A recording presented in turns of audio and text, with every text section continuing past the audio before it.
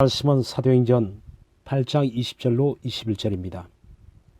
베드로가 이르되 내가 하나님의 선물을 돈 주고 살 줄로 생각하였으니 내 은과 내가 함께 망할지어다.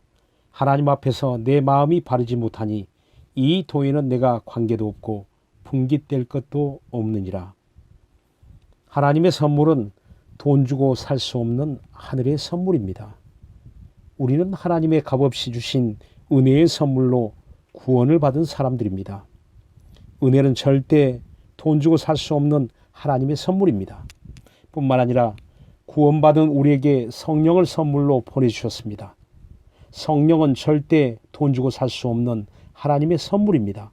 그런데 마술사 시몬은 성령 받는 것을 보더니 돈을 주며 그 권능을 자기에게 달라고 요구합니다. 시몬은 예수를 믿고 침례도 받았지만 여전히 세상적인 그의 생각은 조금도 변하지 않았습니다. 하나님의 선물도 자기 이익의 도구로 생각한 것입니다.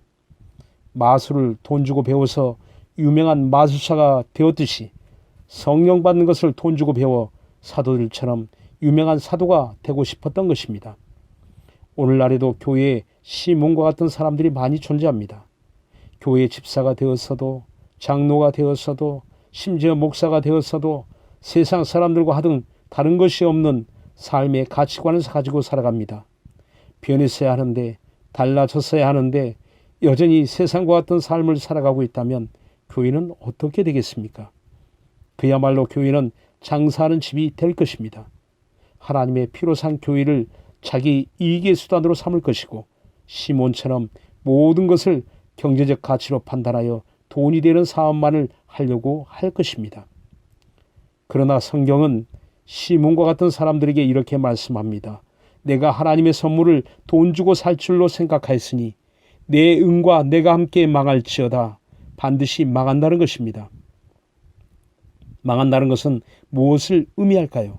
21절에 하나님 앞에서 내 마음이 바르지 못하니 이 도에는 내가 관계도 없고 풍깃될 것도 없느니라고 합니다. 즉 복음과는 관계가 없는 자가 된다는 것입니다. 구원과 영생과 관계없는 자가 되는 것이 망하는 것입니다. 하나님의 은혜 받은 자는 바르게 살아야 합니다.